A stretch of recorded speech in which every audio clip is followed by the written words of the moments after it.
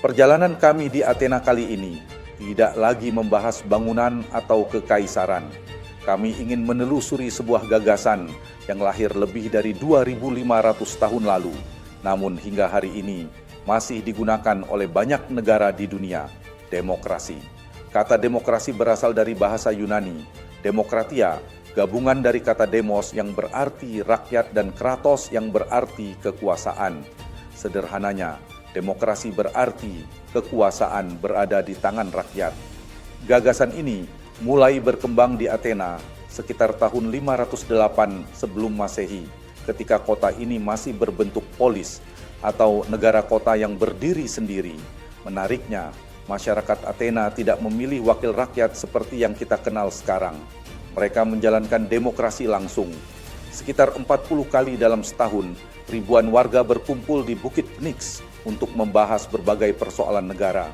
Siapapun yang memiliki hak sebagai warga negara dapat berdiri di mimbar dan menyampaikan pendapatnya sebelum keputusan diambil bersama. Namun demokrasi Athena juga sangat berbeda dengan demokrasi modern. Hak politik hanya dimiliki sekitar 10 hingga 20% penduduk. Perempuan, budak, dan pendatang tidak memiliki hak memilih ataupun ikut mengambil keputusan. Dengan kata lain, demokrasi pertama di dunia ternyata belum memberikan hak yang sama kepada semua orang. Hal menarik lainnya, sebagian besar pejabat negara justru tidak dipilih melalui pemilu, melainkan diundi menggunakan sebuah alat bernama kleroterion. Bagi orang Athena, undian dianggap lebih adil karena tidak memberi keuntungan kepada orang kaya, populer, atau pandai berpidato. Hanya jabatan yang membutuhkan keahlian khusus seperti panglima perang yang dipilih melalui pemungutan suara. Dari Athena pula lahir banyak istilah yang masih kita gunakan hingga sekarang. Kata politik berasal dari polis, begitu pula kata metropolis, polisi, hingga kosmopolitan.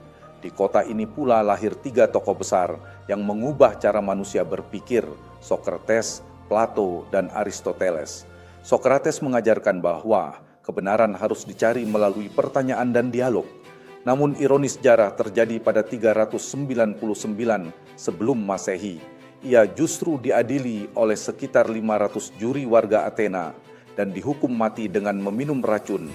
Demokrasi yang menjunjung kebebasan berpendapat ternyata juga mampu menghukum salah satu pemikir terbesarnya, muridnya Plato, begitu terpukul oleh kematian gurunya.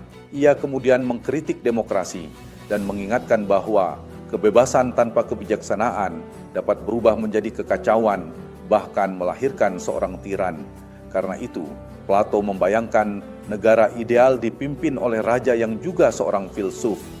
Berbeda dengan gurunya, Aristoteles mengambil pendekatan yang lebih praktis. Ia mempelajari lebih dari 150 konstitusi berbagai negara kota Yunani dan menyimpulkan bahwa pemerintahan terbaik bukanlah demokrasi murni ataupun kekuasaan segelintir orang, melainkan sistem yang seimbang dengan hukum yang kuat dan kelas menengah yang sehat.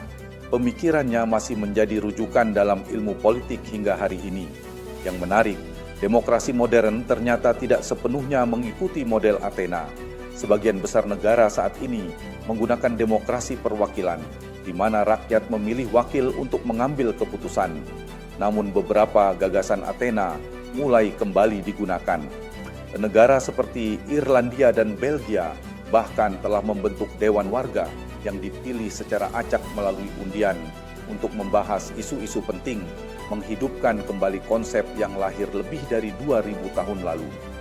Mengelilingi Athena membuat kami menyadari bahwa demokrasi bukanlah sesuatu yang lahir dalam bentuk sempurna.